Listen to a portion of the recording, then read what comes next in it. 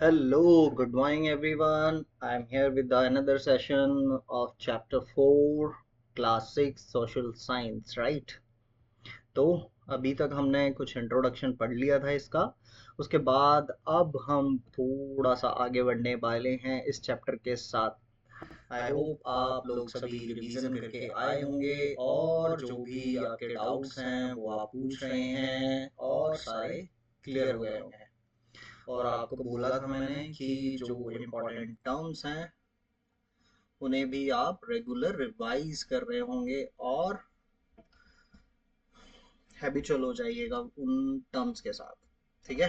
क्योंकि आगे काफी बार हम उन्हें यूज करने वाले हैं, राइट? चलिए आगे बढ़ें एक क्विक रिवीजन के साथ, ठीक है? चलिए, तो हम क्या पढ़ चुके थे? टाइमलाइन और सोर्स ऑफ द हिस्ट्री पढ़ रहे थे।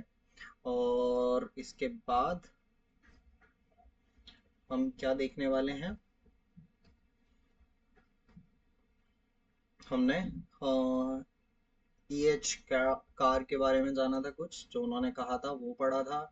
फिर कुछ बिग क्वेश्चंस जिसमें हमने हिस्टोरिकल टाइम के बारे में, वेरियस सोर्सेज और अर्ली ह्यूमन लाइफ के बारे में इस चैप्टर में पढ़ने वाले हैं। तो आज हम अपने फर्स्ट क्वेश्चन के साथ आए हैं, हिस्टोरिकल टाइम्स, जिसे हम बहुत अच्छे से पढ़ने वाले हैं। कुछ इंपॉर्टेंट टर्म्स के बारे में भी हमने जाना था, जिसमें history, fossil era, Gregorian calendar, auspicious decade, century, millennium, source of history, historian, genetics, आफ्टरलाइफ, welfare और हैमलेट जो कि विलेज का छोटा भाई था, उसके बारे में जाना था। आई होप इतनी चीजें आपको क्लियर हो गई होंगी। आज हम आने वाले हैं how do we learn about the past. Past के बारे में हम कैसे पढ़ सकते हैं, कैसे समझ सकते हैं? देखिए, सबसे पहले देखो, पास्ट क्या है? जो बीत चुका है, जो हो चुका है। तो जो चीजें हो चुकी हैं वो पास्ट होता है।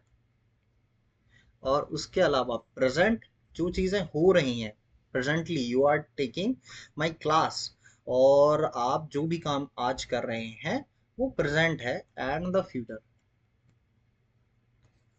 जो होगा, एक्सपेक्टेड चीजें, कुछ चीजें होती हैं, या फिर आप प्रिडिक्ट करते हैं कोई चीज, फ्यूचर में होने वाली घटनाएं, उन्हें हम फ्यूचर में काउंट करते हैं, यानी भविष्य।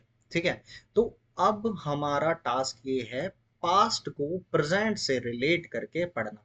स्पेसिफिकली पास्ट में क्या क्या चीजें हुई हैं उनके बारे में प्रेजेंट की सहायता लेते हुए उनके बारे में पढ़ना। राइट? क्लियर है इतनी चीजें? तो हम सबसे पहले एक टाइमलाइन देख लेते हैं। देखो, जो आपका स्काई ब्लू कलर में है वो बिलियन ईयर एगो है, जो आपका डार्क ब्लू कलर में है वो मिलियन ईयर एगो है, और जो आपका ग्रीन कलर में आपको ये टाइमलाइन में दिख रहा है वो ईयर्स एगो है। जैसे कि अर्थ का एग्जिस्टेंस हमें 4.54 बिलियन ईयर्स एगो देखने को मिलता है। और फर्स्ट सेल उसी टाइम पे, एटमॉस्फेरिक ऑक्सीजन, पहली बार ऑक्सीजन प्रेजेंट कब हुई थी, उसका प्रेजेंस हमें 2.33 बिलियन ईयर एगो देखने को मिलता है। फिर उसके बाद हमें सेल के बाद बैक्टीरिया, फर्स्ट बैक्टीरिया हमें 1 बिलियन ईयर एगो देखने को मिलता है। ठीक है? फिर spongy and fungi, corals, insects, फिर बर्ड्स, डायनासोर्स, और आपके मैमल्स, फ्लावर्स एंड बीज, और प्रेमेटेस, फायर। फायर आपको कब देखने को मिलती है? लगभग 1 लाख साल पहले। राइट? फिर उसके बाद होमोसेपियंस आपको कब देखने को मिलते हैं? 3 lakhs of years ago। Right? Okay okay, ये फायर आपको 10 लाख ईयर पहले देखने को मिलती है, सॉरी। और आपको होमोसेपियंस देखने को मिलते हैं 3 लाख ईयर एगो पहले। और फिर जो हम आज लिख पाते हैं, राइटिंग के जो आपको साक्ष्य देखने को मिलते हैं, वो 6,500 ईयर देखने को मिलते हैं। ठीक है? ये टाइमलाइन है। बेसिकली टाइमलाइन का मतलब क्या होता है? ये आपको क्रोनोलॉजी से इंट्रोड्यूस करवाती है। राइट। क्रोनोलॉजी का मतलब सीक्वेंस वाइज कौन सी चीज सबसे पहले हुई, फिर उसके बाद कौन सी हुई, फिर उसके बाद कैसे हुई, फिर उसके बाद कैसे हुई, इन सब चीजों के बारे में आपको एक सीक्वेंस से बताती है। जैसे मान लीजिए आप कहीं ट्रिप पर गए थे, तो आप बताएंगे ना एक सीक्वेंस में कि सबसे पहले आप घर से निकले, फिर आप किसी प्लेस पे गए, फिर आप दूसरी प्लेस पे गए, फिर आप तीसरी प्लेस पे गए, वहां पर क्या क्या एक्टिविटीज की ड्यूरिंग द टाइम, तो आप ऐसे बताते हैं। ठीक है। ऐसे ही ये टाइमलाइन हमें बता रही है अर्थ की प्रेजेंस से लेकर आज के ह्यूमन बीइंग्स तक, उनके प्रेजेंस से लेकर और आज प्रेजेंट में हम क्या है उसके बारे में। आई होप ये टाइमलाइन आपको थोड़ी थोड़ी क्लियर हो रही होगी। इनको बहुत डिटेल में हम आगे बढ़ेंगे, बट अभी के लिए छोटा सा रफ आइडिया ले लेंगे कि बिलियंस ऑफ ईयर एगे हम कैसे थे, अर्थ कहाँ से एग्जिस्ट करती है, और आज कुछ ईयर्स पहले देखते हैं, 3 लाख ईयर पहले हमारा एग्जिस्टेंस हुआ था बीइंग अ ह्यूमन, होमोसेपियंस जिन्हें हम बोला जाता है, हमें क्या बोलते हैं, होमोसेपियंस बोलते हैं ह्यूमंस को। तो हम 3 लाख ईयर पहले एग्जिस्टेंस में आए थे। और उसके बाद अगर फायर देखी जाए, तो फायर आपको 10 लाख ईयर पहले देखने को मिलती है। राइटिंग 6,500 ईयर ओल्ड देखने को मिलती है। ठीक है। तो अर्थ के इवोल्यूशन से आज तक जो जो चेंजेस आए हैं, हम उनके बारे में इसमें पढ़ेंगे। ठीक है। शुरुआत कैसे हुई थी, क्या क्या चीज़ें हमने सीखी, फिर कैसे डेवलप हुई, आपके जहाँ रहते हैं आप, घर बनाने की टेक्नोलॉजी, आपका एग्रीकल्चरल प्रैक्टिसेस, या फिर कोई भी आपकी वॉर, किंगशिप, इंडिविजुअल प्रॉपर्टीज, इन सब के बारे में हम इसमें डिटेल में पढ़ेंगे। राइट। आई होप इतनी चीज़ें क्लियर हो गई होंगी। अभी तक के लिए सारी चीज़ें क्लियर हैं। ठीक है। चलिए आगे बढ़ते हैं। अब इसके बाद कुछ कुछ लोग ना इन चीज़ों की स्टडी करते हैं। अब क्या क्या कौन कौन स्टडी करता है उसके बारे में थोड़ा सा जान लेते हैं। जैसे जियोलॉजिस्ट, आपको देख रहा होगा इस पिक्चर में। सबसे पहले हम पढ़ने वाले हैं जियोलॉजिस्ट्स के बारे में। एक पिक्चर में देख रहे होंगे, एक व्यक्ति क्या कर रहा है, अर्थ के किसी एक स्टोन को समझने की कोशिश कर रहा है। तो जियोलॉजिस्ट क्या करते हैं, अर्थ के फिजिकल फीचर जैसे soil, stone, hills, mountain, rivers, seas, oceans और अर्थ के बाकी पार्ट्स को स्टडी करते हैं। ठीक है। तो अर्थ के फिजिकल फीचर्स को जो स्टडी करते हैं, उन्हें हम क्या बोलते हैं, जियोलॉजिस्ट बोलते हैं। राइट। क्लियर है इतना। फिर उसके बाद आते हैं प्लेंटियोलॉजिस्ट। तो नाम से ही समझ में आ रहा होगा, प्लांट, समझ में आ रहा है। तो जो भी प्लांट और एनिमल के रिमेनिंग्स होते हैं, उसकी स्टडी करने वाले को हम क्या बोलते हैं, प्लेंटियोलॉजिस्ट। ठीक है। प्लेंटियोलॉजिस्ट। ठीक है। क्लियर हो गया। प्लांट और एनिमल्स के रिमेनिंग्स जो बहुत पुरानी चीजें रह गई हैं, उनकी स्टडी को करने वाले को प्लेंटियोलॉजिस्ट बोलते हैं, जिन्हें हम फॉसिल भी बोलते हैं, फॉसिल्स। आई होप ये वर्ड अब क्लियर हो गया होगा, हम पढ़ के आ चुके हैं ऑलरेडी। तो दो टर्म्स पढ़ लिए, जियोलॉजिस्ट और प्लेंटियोलॉजिस्ट। फिर उसके बाद आते हैं एंथ्रोपोलॉजिस्ट। एंथ्रोपोलॉजिस्ट क्या होते हैं, जो कि ह्यूमन सोसाइटी की स्टडी करते हैं। ह्यूमन सोसाइटी में क्या है, culture from the oldest time to present time, जितने भी कल्चर जो भी हम फॉलो करते हैं उसकी स्टडी करते हैं, उन्हें क्या बोलते हैं, एंथ्रोपोलॉजिस्ट्स। ठीक है। तीन चीजें पढ़ चुके हैं। सबसे पहले जियोलॉजिस्ट, जो कि फिजिकल फीचर की स्टडी करते हैं अर्थ के। फिर प्लेंटियोलॉजिस्ट, जो कि प्लांट और एनिमल जो फॉसिल रह जाते हैं उनकी स्टडी करते हैं। एंथ्रोपोलॉजिस्ट, जो कि ह्यूमन सोसाइटी और उनके कल्चर की स्टडी करते हैं, उन्हें एंथ्रोपोलॉजिस्ट बोलते हैं। फिर आते हैं आपके आर्कियोलॉजिस्ट। ये तो आपने सुना ही होगा।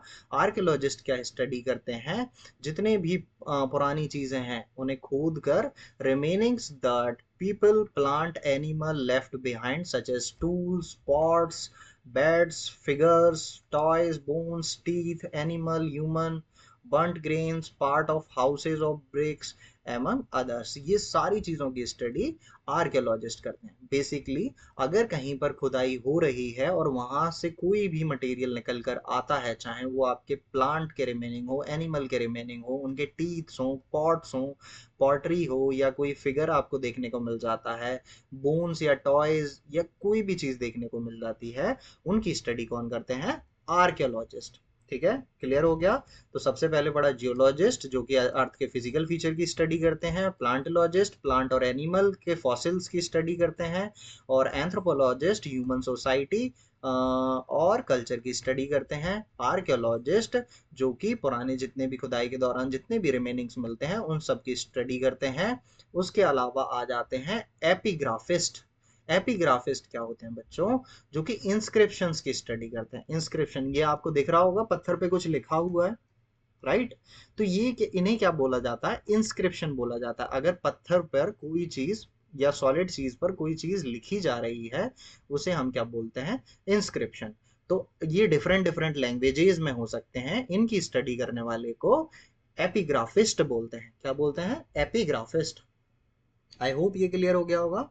तो इंस्क्रिप्शन की स्टडी करने वाले को एपिग्राफिस्ट बोलते हैं। फिर आते हैं एंथ्रोपोलॉजिस्ट।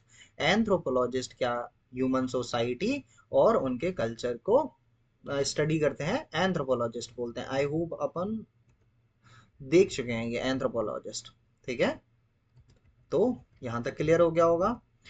ठीक है, एक क्विक रिवीजन करेंगे, फिर उसके बाद हम आगे बढ़ेंगे। तो पहले हमने टाइमलाइन के बारे में जाना, पास्ट से लेकर प्रेजेंट तक हम कैसे कैसे चेंज होते हुए आए हैं। ठीक है, पहले कोई भी आपका सेल बैक्टीरिया कुछ नहीं था जब अर्थ आई। फिर उसके बाद फर्स्ट सेल मिला, फिर बैक्टीरियाज मिले, फंगाई, कोरल्स, फिर इंसेक्ट्स, आपके रेप्टाइल्स, मैमल्स, फिर फ्लावर्स, फिर आपको फायर देखने को मिली 3 लाख ईयर अगो। हमें क्या देखने को मिलता है? होमोसेपियंस का एग्जिस्टेंस देखने को मिलता है। और राइटिंग के जो साक्ष्य मिलते हैं वो 6500 ईयर अगो के देखने को मिलते हैं।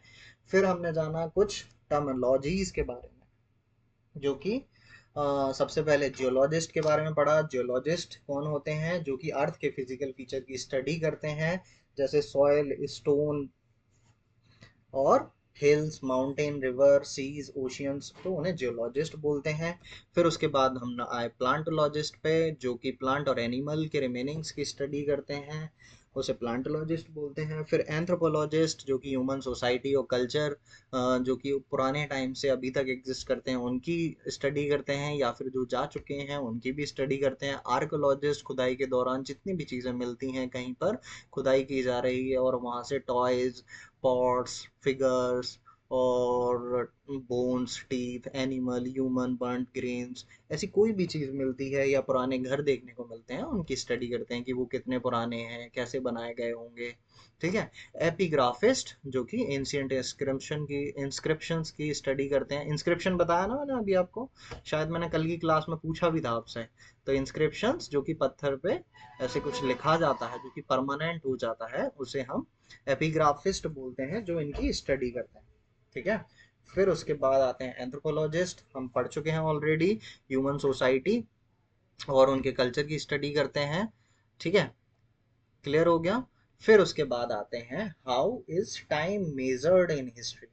हिस्ट्री में टाइम कैसे मेजर किया जाता है उसके बारे में। ठीक है, उससे पहले मैं आपको ये स्लाइड दिखाना चाहता हूँ।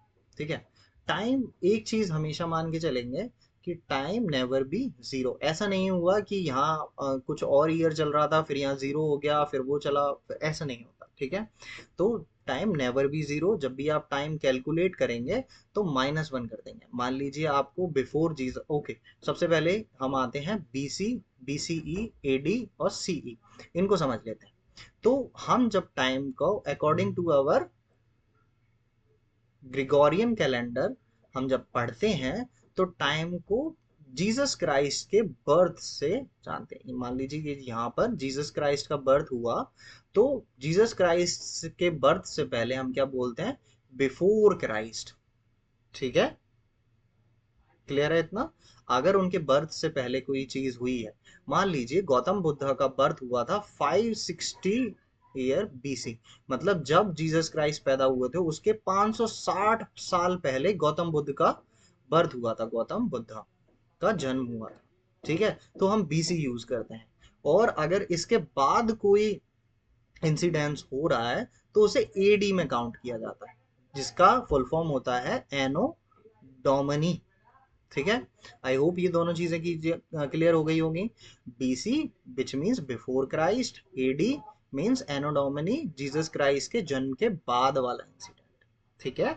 लेकिन लेकिन लेकिन अगर यहाँ पर रिलीजियस कॉन्फ्लिक्ट ना हो, इसके लिए हम क्या बोल देते हैं, इसे सीई और बीसीई में काउंट करते हैं। सीई का मतलब होता है कॉमन एरा, क्या होता है, कॉमन एरा। और बीसीई, बीसीई का मतलब होता है बिफोर कॉमन एरा, ठीक है। तो ये भी आपको देखने को मिल सकता है, ठीक है। तो आपको बीसीई या बीसी देखने को मिल रहा है, सिमिलर थिंग। एडी या फिर सीई देखने को मिल रहा है, वो भी सिमिलर थिंग, ठीक है। जैसे अगर मैं आपसे पूछूं हमें आज़ादी कब मिली थी, तो 1947 में आज़ादी मिली थी, इंडिया को आज़ादी 1947 में मिली थी। और एडी मतलब हम कब की बात कर रहे हैं, जीसस क्राइस्ट के पैदा होने के बाद 1947 ईयर्स लेटर हमें आज़ादी मिली, ठीक है। और अगर मैं आपसे पूछूं गौतम बुद्धा का जन्म कब हुआ था, 560 ईयर बीसीई, या फिर उसकी जगह मैं क्या यूज करता हूँ, BC, before common, before common era, या फिर बिफोर क्राइस्ट। आई होप ये समझ में आ गया होगा। एक क्विक रिवीजन मैं आपको बता देता हूँ। एक स्केल बनाया, एक स्केल पे हमने कोई सेंटर पॉइंट मानना होता है, तो जीसस क्राइस्ट के बर्थ को हमने सेंटर पॉइंट माना, राइट। और इनके बाद जो चीजें हुई उसे हम एडी या सीई में काउंट करते हैं, ठीक है। और इस इनके पहले जो चीजें हुई उसे बीसी या फिर बीसीई में काउंट करते हैं। आई होप इतना क्लियर हो गया होगा, समझ में आ गया। तो ये एक स्केल आप यहाँ पर भी देख सकते हैं, 500, तो गौतम बुद्ध का जन्म कुछ यहाँ हुआ होगा 560 ईयर्स अगो। आई होप आपको निगेटिव स्केल का कॉन्सेप्ट पता है, ठीक है, कि जितना पीछे जाते जाएंगे उतनी बड़ी संख्याएं आती जाएंगी, यहाँ पर पॉजिटिव साइड में जितना आगे जाते जाएंगे उतनी बड़ी संख्याएं आती जाएंगी, ठीक है। क्लियर है, समझ में आ गया। चलिए, ये कॉन्सेप्ट क्लियर हो गया होगा। फिर आते हैं यहाँ पर, हमारे पास आज क्या है, ग्रिगोरियन कैलेंडर देखने को मिलता है, ठीक है। और इसके अलावा हमारे पास हिंदू, मुस्लिम, जूइश, चाइनीज और भी कई टाइप के कैलेंडर देखने को मिलते हैं अकॉर्डिंग टू देयर फेस्टिवल, और कोई ऑस्पेसियस या फिर कोई स्पेशल इवेंट हो उसके अकॉर्डिंग, ठीक है। लेकिन लेकिन हम क्या करते हैं, वेस्ट के जो कन्वेंशनल ईयर हैं, तो जूइश क्राइस्ट के बर्थ से जनरली काउंट करना शुरू करते हैं, ठीक है। जिसमें मैंने आपको एडी, एनो डोमिनी, सीई यानी कॉमन एरा, और आपको एक एग्जाम्पल जो आज़ादी का एग्जाम्पल दिया था 1947 का, जिसे आप 1947 एडी या सीई भी लिख सकते हैं, ये बता दिया, ठीक है। यहाँ पर आप देख सकते हैं, क्लियर है, समझ में आ गया इतना। और फिर एक और एग्जाम्पल मैंने आपको दिया था गौतम बुद्ध का, तो ये भी आपको क्लियर हो गया होगा, क्लियर है। और इससे पहले मैं आपको ग्रिगोरियन कैलेंडर के बारे में और भी काफ़ी सारी डिटेल बता चुका हूँ, तो आई होप आप प्रीवियस क्लास को लेकर पढ़कर आए होंगे। तो अभी इसे कंटिन्यू करते हैं, फिर लास्ट रिवीजन में एक डिटेल में एक बार और देख लेंगे, क्लियर है। चलिए आगे बढ़े, यहाँ तक समझ में आ गया। चलिए, ये एक टाइमलाइन का एग्जांपल है, ठीक है। यहाँ पर हमें आइस एज देखने को मिल जाता है।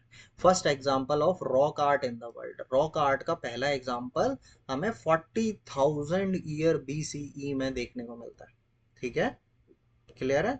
यहाँ पर हमें आइस एज भी देखने को मिलता है। फिर ये अनदर एग्जांपल ऑफ स्केल, तो बीसीई और बीसीई आप देख पा रहे होंगे, और यहाँ पर सीई लिखा है, यहाँ पर जीसस क्राइस्ट का बर्थ। अभी हम देख के आए जीसस क्राइस्ट के बर्थ के बाद सीई या एडी यूज किया जाता है, और उनके बर्थ से पहले बीसीई या फिर बीसी यूज किया जाता है, ठीक है, क्लियर है इतना।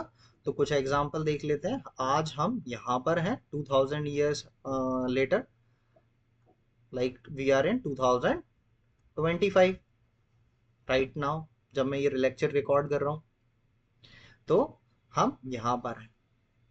और इससे पहले होने वाले इंसिडेंट्स को के बारे में भी जान लेते हैं। जैसे 2000 बीसीई से पहले हमें हमें क्या मिल गया था, इंडस सरस्वती सिविलाइजेशन देखने को मिल गई थी। इसके बारे में भी हम डिटेल में आगे में पढ़ेंगे। उससे पहले कॉपर हमें देखने को मिल गया था। उससे पहले world's first city in Mesopotamia देखने को मिल गई थी।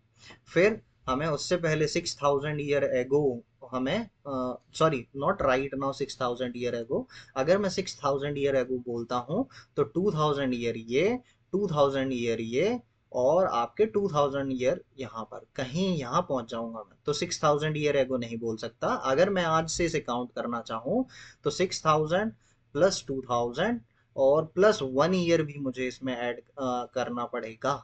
अगर मैं यहाँ 2000 से काउंट करता हूँ, जैसे कि यहाँ पर जीरो नहीं है, ठीक है, 1 से हम 1 BCE में पहुंच जाएंगे, इसीलिए जीरो का कॉन्सेप्ट नहीं है। तो इसीलिए मुझे एक और 6000 ईयर एगो जाने के लिए, अगर मैं यहाँ इस एज को काउंट करना चाहता हूँ, तो ये 2000 प्लस ये 2000 प्लस यहाँ पर 4000, ये मुझे इतना काउंट करके चलना पड़ेगा, which means 2000, 2000, 4000, 4000 plus 2000, 6000, 6000 plus 8000 year ago क्या हो गया था, पॉटरी मिल गई थी। आई होप आपको समझ में आ गया होगा मैं यहाँ पर 8000 ईयर एगो कैसे पहुंचा। क्लियर है। फिर उसके बाद 8000 BCE में क्या मिल गया था, सेटलमेंट, एग्रीकल्चर हमें देखने को मिल गया था, एग्रीकल्चर की बिगनिंग देखने को मिल गई थी। और 12000 ईयर अगो हमें एंड ऑफ आइस एज दिख रहा था। आइस एज का मतलब होता है बच्चों कि जब पहले तो हमारी पृथ्वी क्या थी, एक आग का गोला थी, धीरे धीरे धीरे धीरे ये ठंडी होने लगी और चारों तरफ बर्फ ही बर्फ थी, कहीं पर भी सिंपल लैंड नहीं दिखती थी, चारों तरफ बर्फ थी। धीरे धीरे ये पृथ्वी गर्म होने लगी और ये बर्फ पिघलने लगी, और लगभग 12,000 साल पहले ये सारी बर्फ पिघल गई। ठीक है। फिर उसके बाद हमने टाइमलाइन के बारे में भी जाना, तो एक बार इसे भी पढ़ लेते हैं। A timeline is a conventional tool to mark such event as a shows a sequence of date. Sequence of date मतलब टाइमलाइन क्या है, एक सीक्वेंस बता देती है डेट्स का। ठीक है। And events covering any particular period, और किसी भी पीरियड में, पर्टिकुलर पीरियड में कोई इवेंट हुआ है उसके बारे में बताती है।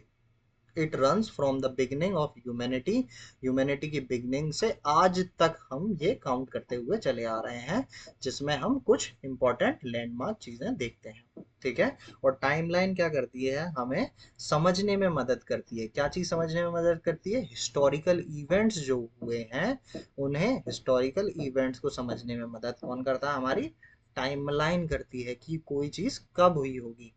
कैसे, किसी भी डेट को देखकर हम ये बता देते हैं कि ये चीज कितनी पुरानी है। ठीक है। क्लियर है। और इसे पढ़ने से हमें ये बात भी पता चली, जैसे कि बुद्धा का जन्म जीसस के जन्म से 560 ईयर्स पहले हुआ था। ठीक है। आई होप इतना क्लियर हो गया होगा। अब बुद्धा, जैनिज्म, बुद्धिज्म, ये भी हम आगे वाली क्लासेस में पढ़ेंगे, लेकिन अभी बेसिकली इतना जान लीजिए। और एक चीज याद रखेंगे कि बुद्धा का जन्म 560 BCE में हुआ था। क्लियर है। चलिए यहाँ आते हैं। अच्छा, इसमें स्लाइड में ये भी देखने को मिल रहा है कि यहाँ पर जीसस का बर्थ हुआ, यहाँ पर 560 BCE में हमें बुद्धा का जन्म देखने को मिलता है, और आज हम यहाँ पर हैं और आगे फ्यूचर। ठीक है। आई होप ये स्लाइड भी आपको क्लियर हो गई होगी, टाइमलाइन पूरा समझ में आ गया होगा। हमने टाइमलाइन यहाँ से शुरू किया था कि हम कैसे पास्ट के बारे में पढ़ सकते हैं, टाइमलाइन के बारे में मैंने आपको बताया। फिर एक टेबल सीक्वेंस में बताया टाइमलाइन को, फिर कुछ टर्म्स जाने हमने। फिर उसके बाद हम आए कि हिस्ट्री को कैसे मेजर किया जाता है कैलेंडर के थ्रू। फिर हमने ये स्लाइड में देखा कि BCE, BC, AD, CE क्या होते हैं, और फिर इनकी मदद से हमने उन्हें और डिटेल में समझने की कोशिश की। ठीक है। फिर आते हैं कुछ एक्स्ट्रा इंफॉर्मेशन पे। अब मैंने आपको शायद फर्स्ट क्लास में बताया भी था कि पंचांग के बारे में। ठीक है। तो पंचांग क्या है, Hindu calendar, as a Hindu calendar use किया जाता है। ठीक है। Do you know how calendar have been traditionally made in India. तो कैलेंडर पहले कैसे बनते थे, many calendar rely on the position of the sun and the moon.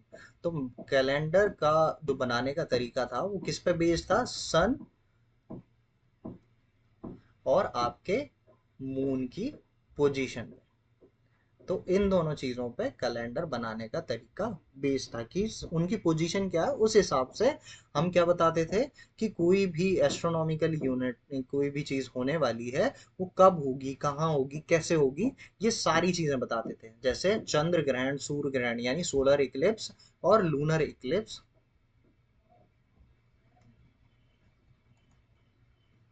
कब होगा, कहाँ होगा, ये भी हम बता देते थे। और इसके अलावा सनराइज का टाइम क्या होगा, सनसेट का टाइम क्या होगा, इन सब चीजों के बारे में पंचांग में, हिंदू कैलेंडर कौन सा था, पंचांग जिसे बोलते थे, पंचांग, तो वो होता था और उसमें ये सारी डिटेल में चीजें बता दी जाती थी। इवन आज भी आपने देखा होगा पंडित जी पंचांग में देखकर कोई भी शुभ मुहूर्त बताते हैं शादी का या फिर कुछ भी ऐसा, तो वो शुभ मुहूर्त पंचांग में देखकर बताते हैं। बोलते हैं ना अक्सर कि वो पंचांग में देखूंगा तब बताऊंगा।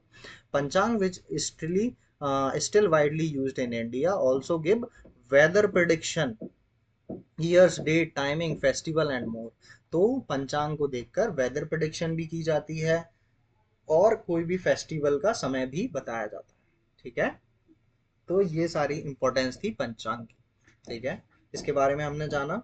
और अब इसमें ध्यान रखने वाली चीज कौन सी है, पंचांग क्या है, मून और सन की पोजीशन को देखकर बताया जाता है। ठीक है, बाकी सारी चीजें आपको मैंने डिटेल में बता दी। चलिए आगे बढ़े, आई होप इतना क्लियर होगा।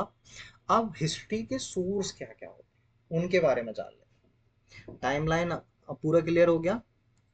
अब सोर्स ऑफ हिस्ट्री, हिस्ट्री के सोर्स क्या क्या है उनके बारे में पढ़ लेते हैं। When historians study say king or queen 1500 year ago, ancient monument, wars, some of them are trade, great care of gather information, many sources can find and consult।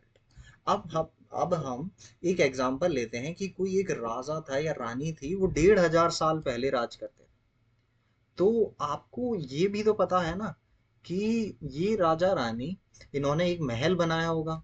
महल बनाने के अलावा अक्सर कर ये इंस्क्रिप्शंस लिखते थे, मैन्युस्क्रिप्ट्स लिखते थे, या फिर अपनी बायोग्राफीज लिखवाते थे।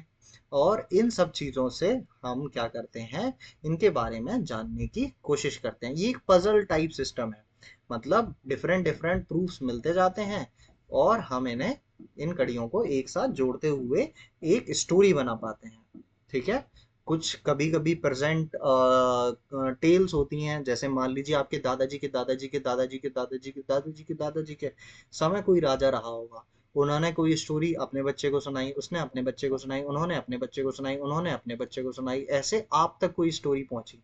तो ऐसे भी सारी चीजें जोड़ी जाती हैं वो टेल्स के थ्रू भी। जैसे कि उन्होंने कोई स्टोरी सुनाई, उसके प्रूफ्स कहीं मिलने शुरू हो गए, कुछ इंस्क्रिप्शंस देख लिए, या फिर कोई टूल्स मिल गए, या फिर वो फोर्ट मिल गया।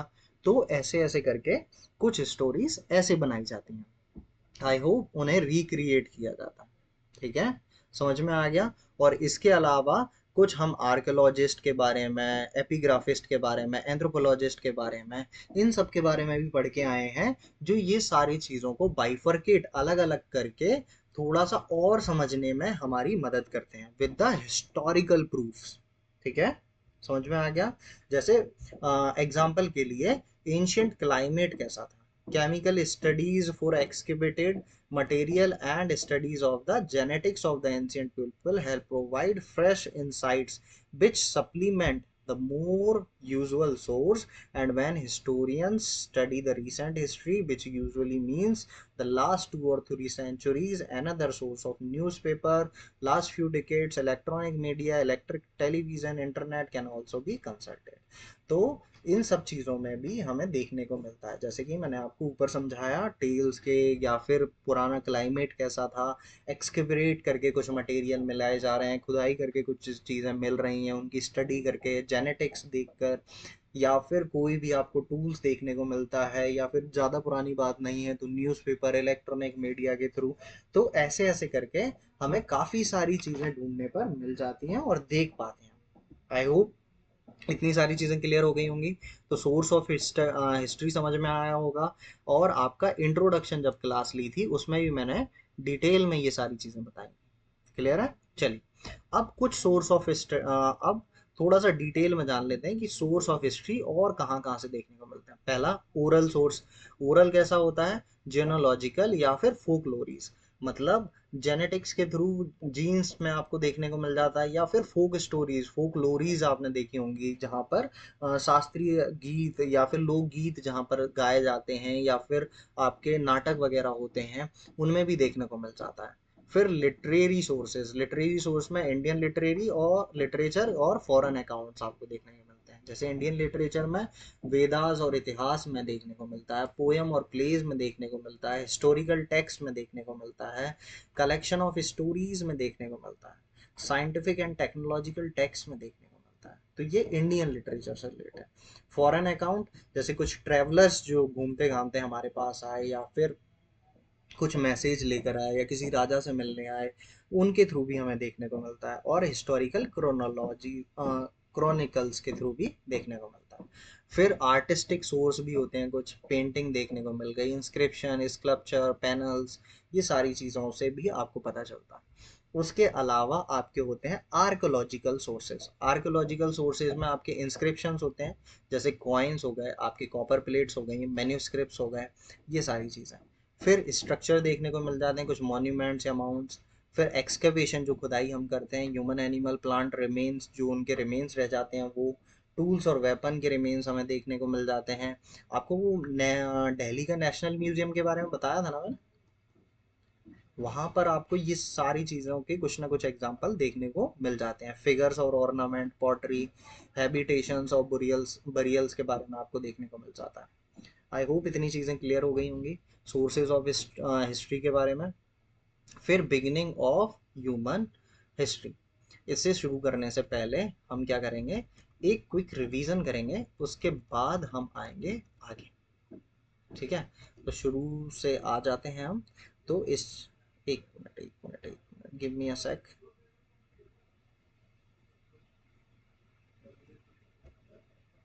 तो timeline and source of history पढ़ रहे थे हम, जिसमें हमने EH कार के बारे में जाना। फिर उसके बाद हमने हिस्टोरिकल टाइम समझा अभी तक। फिर वेरियस सोर्सेज जो हिस्ट्री को समझने में मदद करते हैं, उनके बारे में पढ़ लिए, ये 2 क्वेश्चन हमने क्लियर कर लिए हैं। और how did early humans live, ये हम पढ़ने वाले हैं। ठीक है, ये हम नेक्स्ट क्लास में कवर करेंगे। फिर उसके बाद हमने नेशनल म्यूजियम देखा, दिल्ली का सुंदर सा दिख रहा है। फिर कुछ इंपॉर्टेंट टर्मिनोलॉजीज पढ़ी। फिर उसके बाद और टर्मिनोलॉजीज पढ़ी। फिर उसके बाद हमने जाना हम पास्ट के बारे में कैसे पढ़ सकते हैं। फिर उसके बाद हमने एक टाइमलाइन देखी। फिर कुछ और टर्मिनोलॉजीज में आए, जिसमें जियोलॉजिस्ट के बारे में पढ़ा, प्लांटियोलॉजिस्ट के बारे में पढ़ा, एंथ्रोपोलॉजिस्ट के बारे में पढ़ा, आर्कियोलॉजिस्ट के बारे में पढ़ा, एपिग्राफिस्ट के बारे में पढ़ा, एंथ्रोपोलॉजिस्ट के बारे में दोबारा पढ़ लिया। फिर उसके बाद आए हम हिस्ट्री को कैसे मेज़र कर सकते हैं, उसके कुछ एग्जाम्पल्स आते हैं। कुछ टर्म्स मैंने आपको समझाया, BC क्या होता है, BCE क्या होता है, AD क्या होता है, CE क्या होता है। फिर हम आइस एज के बारे में जाना। फिर ये एक स्केल पर हमने बाकी चीज़ें भी जानी कि आइस एज से लेकर आज हम कैसे यहाँ पर आए हैं, टाइमलाइन को थोड़ा डिटेल में जाना। फिर आज को प्रेजेंट से रिलेट करते हुए एक स्केल पढ़ी। फिर कुछ पंचांग के बारे में एक्स्ट्रा इन्फॉर्मेशन हमने गैदर की। फिर सोर्सेज ऑफ स्टडी हमने कनेक्ट किए और बहुत अच्छे से जानने की कोशिश की, और इसमें हमने जाना कि किस किस प्रकार के सोर्स हमें सपोर्ट करते हैं हिस्ट्री को पढ़ने के लिए। मैं बहुत स्लो स्लो लेकर चल रहा हूँ। आई होप आप सभी को ये सारी चीज़ें क्लियर हो रही होंगी। अब हम नेक्स्ट क्लास में अपना क्या पढ़ने वाले हैं, how did early humans live, early humans कैसे रहते थे। नेक्स्ट क्लास में हम इस चैप्टर को कंप्लीट कर देंगे।